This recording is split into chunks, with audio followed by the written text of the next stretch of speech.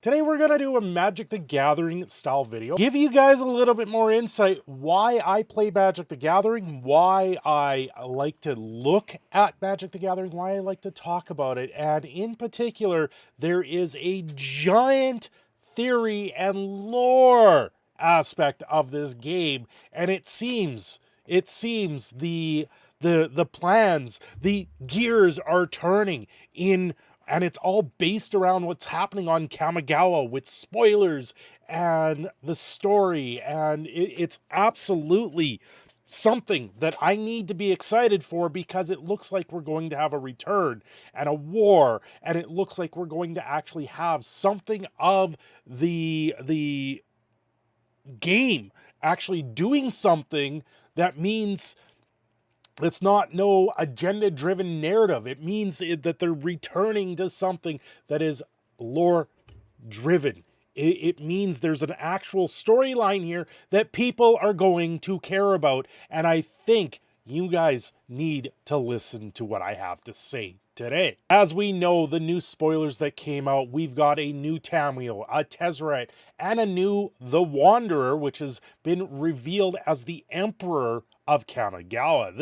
These I took as a bit of a shock. And I'm going to draw this back in 2019 with War of the Spark, when the Wanderer was first spoiled, and there was a lot of talk of what was going on then. So big news, we knew the Phyrexians were a big deal. We had Vorinclex show up on Keldheim. We don't know how he got there or why. We don't know what is going on there, but now we've got a little bit more of a snippet of what's going on here. And in the stories, it seems that the Wanderer is not so much being controlled, but trying to find a way to control the way she planeswalks. She doesn't control her spark. Her spark is a volatile spark and gets pushed around to other planes and other existences. That's why she showed up at the War of the Spark, why she became a planeswalker that popped in and popped out, popped in and popped out. And apparently this has been going on for more than 10 years. And part of this all happened around Tezzerret. And Tezzerret coming forward, and now it looks like Tezzerret created what's called the reality chip. And the reality chip was supposed to be, from what I'm reading with the story as a quick synopsis here, was supposed to help control the Wanderer's planeswalking. And with all of that going forward, what else actually came down with that sense and that chip? What else is being pushed forward? So of course we got to cover a couple things here with the planeswalkers. I might as well cover cards too. We got Tezzerret, Betrayer of Flesh. He is more metal than human at this point, or more metal than a entity of flesh. He's 2 blue and 2. He's a 4 loyalty planeswalker. The first activated ability of an artifact you activate each turn costs 2 less to activate. That's kind of insane. That discount is going to roll very quickly with a lot of things in Magic. +1 is draw 2 cards, then discard 2 cards unless you discard an artifact card. We've seen this effect on many cards before. Now it's just a straight up ability on a planeswalker.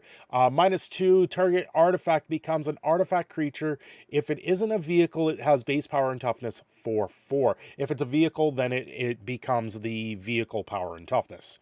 And -6, you get an emblem with whenever a artifact you control becomes tapped, draw a card. That's going to be a pretty important emblem. Emblems are one of the most hated things in the game because you can't get rid of them. And this is one of the things that just makes it very difficult to deal with. The Wandering Emperor. So Tezzerret and the Wandering Emperor, it sounds like 10 years ago when her spark was really ignited, Tezzerret was involved in it, and that's when she didn't control it, and she disappeared and comes back, and it sounds like the reality chip that Tezzerret makes helps control the Wanderer's abilities so she doesn't go flying off into the multiverse. For 2 white, 2 generic, she's a 3 loyalty, legendary planeswalker, but no subtype? That's really strange. Why wouldn't it say Wanderer or something like that. We're going to get into that. Flash, as long as the Wandering Emperor entered the battlefield this turn, you may activate her loyalty abilities at any time you could cast an instant. +1, put a 1/1 counter on up to target creature. It gains first strike until end of turn. -1, create a 2/2 white samurai creature token with vigilance. -2, exile target tapped creature. You gain 2 life. So the Wanderer is known for just dispatching enemies very, very quickly. And in the story, the Wanderer actually takes down Jin Gitaxias, which is the next card we're going to deal with here. Jin Gitaxias, Progress Tyrant, which is a Phyrexian Praetor. This creature is a beast of a creature, and I don't like the idea of this, but he is 7 mana. He's a 5/5. Whenever you cast an artifact, instant, or sorcery spell, copy that spell. You may choose new targets for the copy. This ability triggers only once each turn. Whenever an opponent casts an artifact, instant, or sorcery spell, counter that spell. This ability only triggers once each turn. That's a new way of doing it, saying that you've got to do a second spell of it. So this is absolutely crazy. This card is going to get played, overplayed. Like Vorinclex, very, very tough to deal with. I believe Vorinclex was actually taken down by Kaya on Keldheim. I didn't really read into the story. Jin Gitaxias looks like he gets taken down by the Wanderer.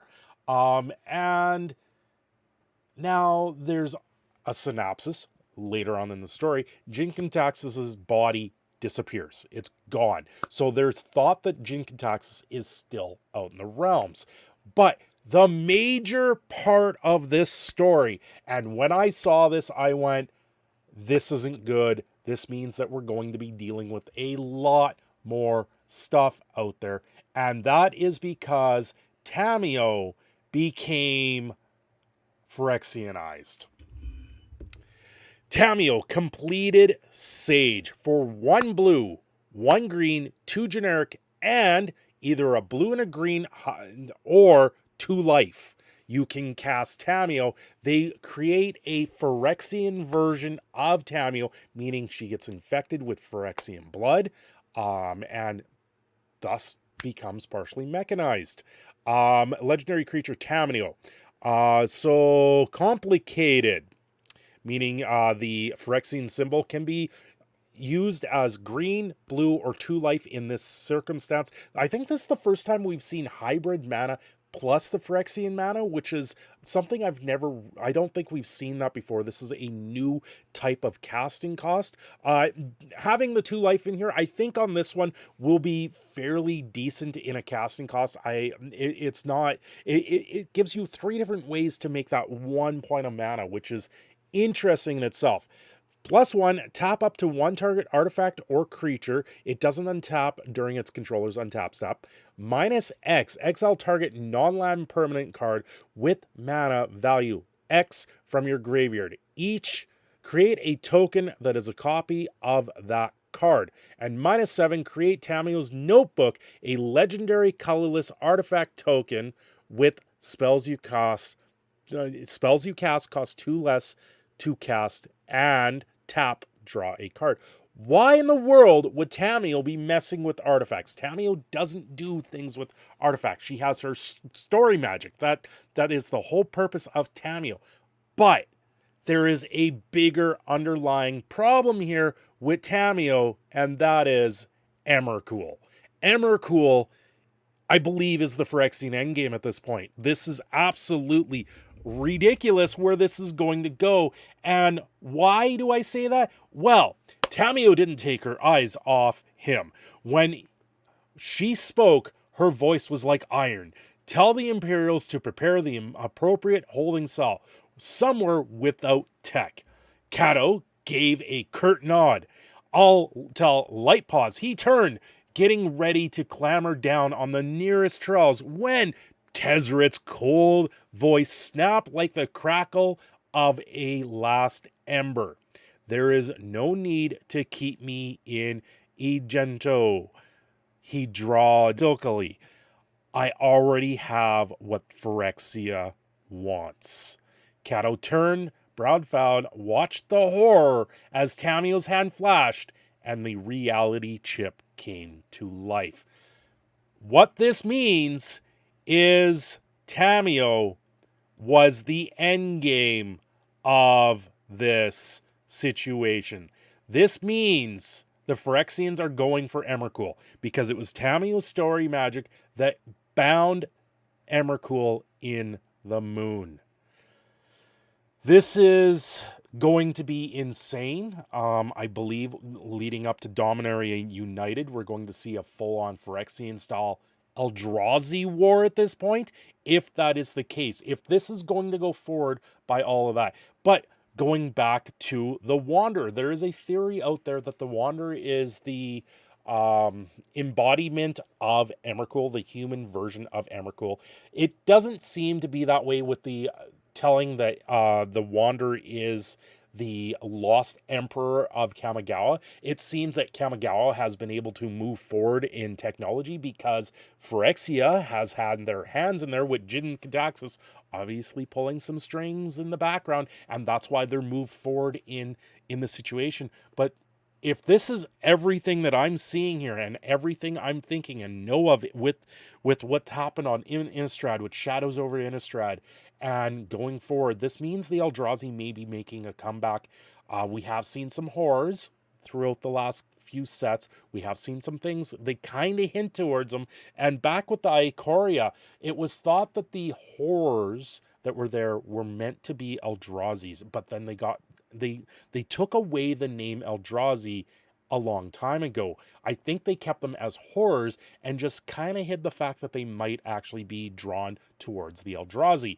And we've seen Wizards of the Coast, Magic the Gathering, turn around and errata cards later on down the line. So it wouldn't be a leap of a logic here to say that all the horrors that we see will become Eldrazi in the future in an errata change for rules purposes, and it could be a very interesting hidden way that Wizards of the Coast has turned around and said, let's keep them as horrors and not name them Eldrazi, because then we will see these things. We know with certain cards that were in Ikoria, all of us looked at them and said, that looks like an Eldrazi, but it's listed as a horror. But when we went to Shadows over Innistrad and Innistrad, they were also listed as horror Eldrazi.